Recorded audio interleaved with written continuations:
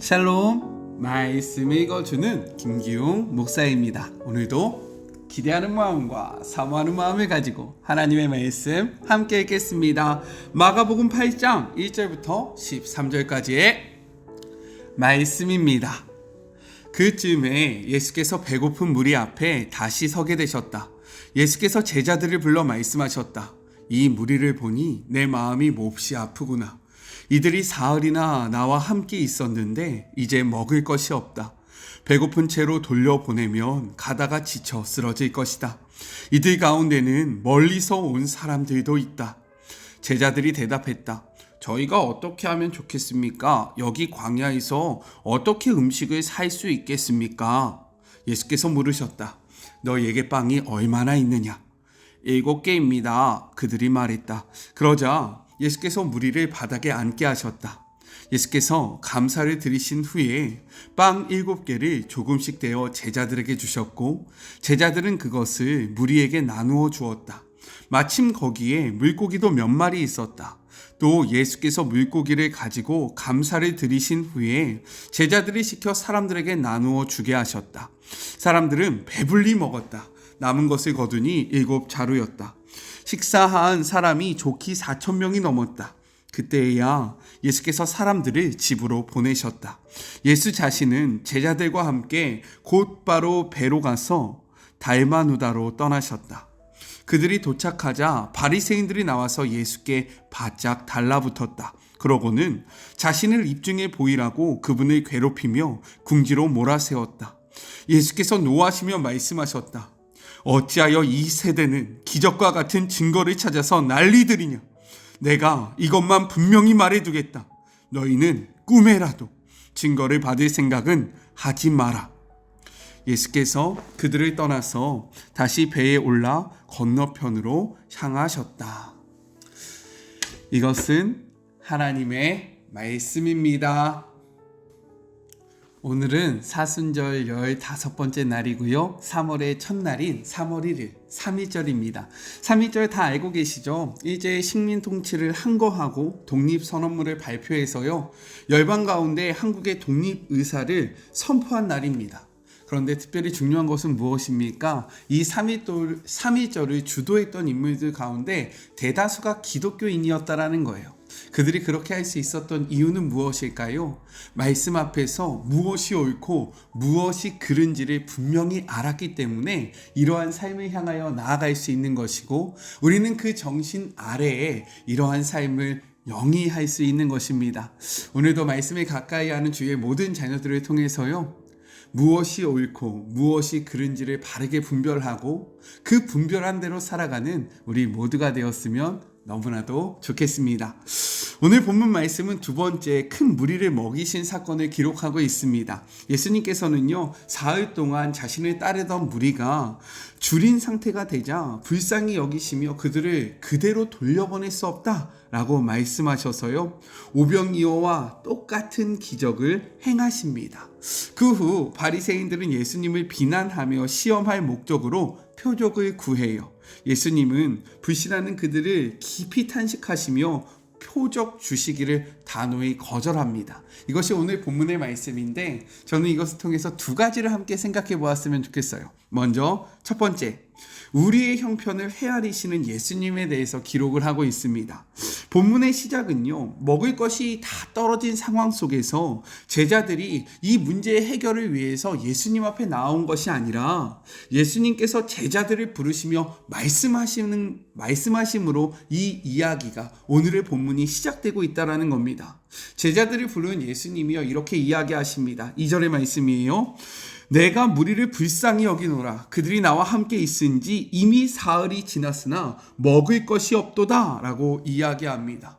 예수님께서 사흘 동안 무엇을 하셨습니까? 천국 복음을 선포하십니다. 그런데 예수님은 천국 복음만 선포하신 것이 아니라 그들의 상황, 즉 먹을 것이 떨어져 있는 그들의 상황을 분명히 알고 계셨다라는 거예요.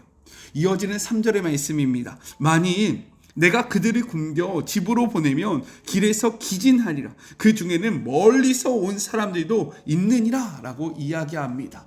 더 나아가서 예수님은요, 무리 가운데서 멀리서 온 사람들이 상당수 있다라는 이 상황까지도 정확히 알고 계셨다라는 거예요. 그렇기에 만일 이들을 그냥 돌려보내면 그들이 먼 길을 돌아가는 동안 광야에서 기진할 수 있다. 그렇기 때문에 안 된다 라고 말씀하시면서요, 어떻게 하십니까? 기적을 통하여 그들을 배불리 먹이시는, 그 후에 그들을 돌려보내시는 그러한 모습을 보여주셨다라는 거예요. 성경은요, 우리에게 이렇게 이야기를 하고 있습니다. 누가복음 12장 7절의 말씀이에요. 너희에게는 심지어 머리털까지도 다 세신 바 되었나니 두려워하지 말라. 너희는 많은 참새보다 더 귀하니라 라고 이야기합니다. 머리털을 세웠다는 것은 어떠한 의미입니까? 그만큼 우리에게 관심이 있다라는 거예요. 우리를 그렇게 세밀하게 관찰하고 계시고 우리를 바라보고 계신다라는 것을 이야기하고 있는 것입니다.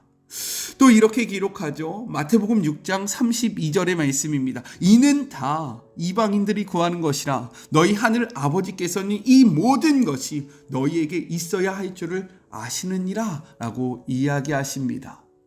하나님이 우리의 쓸 것, 우리의 필요를 알고 계신다 라고 말씀하고 계시는 거예요. 그리고 하나님은요, 우리를 굽어서 살피신다. 우리에게 관심이 있으셔서 우리의 삶을 돌아보신다 라고 성경은 기록하고 있습니다. 시편 33편 13절부터 14절의 말씀입니다. 여호와께서 하늘에서 굽어보사 모든 인생을 살피심이요 곧 그가 거하시는 곳에서 세상의 모든 거민을 굽어 살피시는도다. 오늘도 동일합니다. 하나님의 관심은 우리에게 있어요. 우리가 무엇이 필요한지, 우리의 삶에 무엇이 있어야 하는지, 무엇이 없는지 다 보고 계신다라는 겁니다. 왜요? 하나님의 관심이 우리에게 있기 때문인 거예요.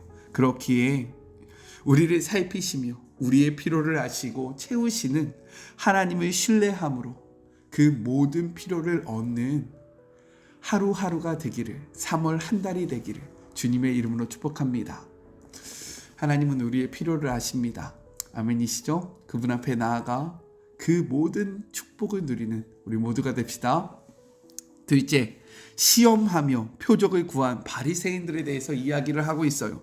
바리새인들이 예수님께 표적을 구합니다. 이것은 바리새인들만 했던 것일까요? 그렇지 않아요. 사실 지금 예수님 앞에 나오는 모든 사람들은요, 수많은 무리들은 예수님 앞에 표적을 구하면서 나오는 것입니다.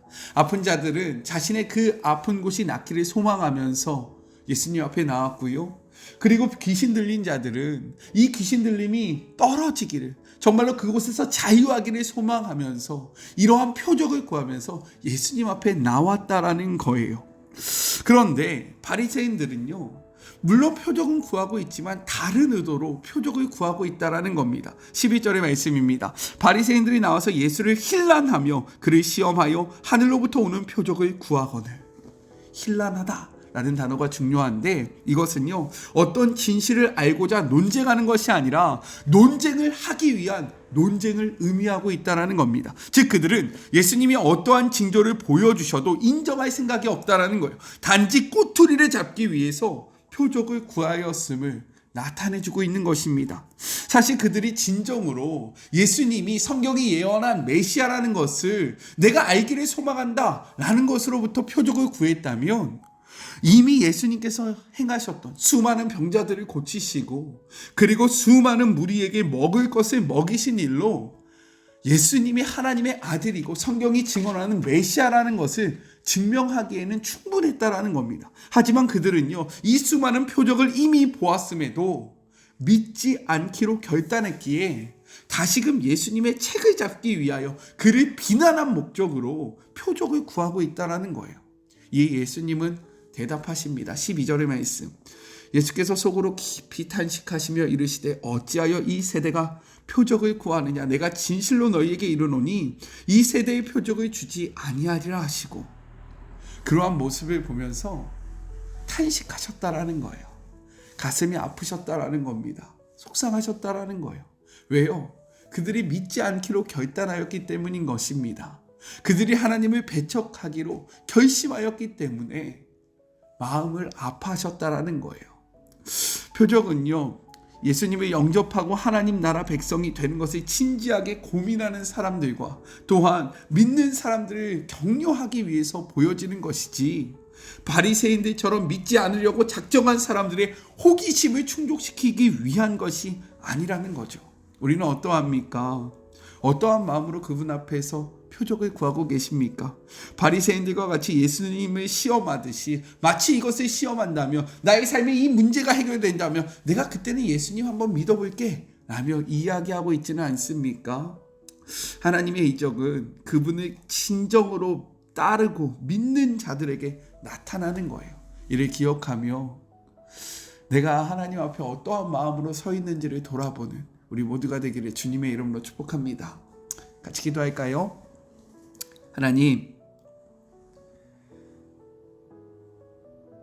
하나님은 우리의 필요를 아십니다. 그리고 그 필요를 채우십니다. 주님, 우리가 이것을 확신하게 하여 주시옵소서.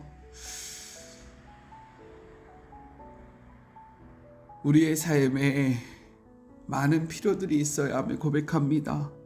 주님, 우리의 필요를 채워주시고 우리의 필요 가운데 역사하여 주시옵소서.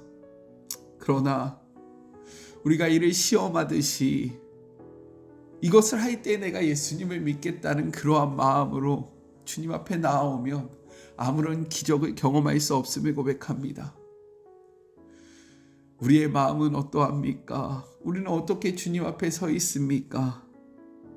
말씀 앞에 우리의 삶을 돌아보는 주의 모든 자녀들 되게 하여 주시옵소서.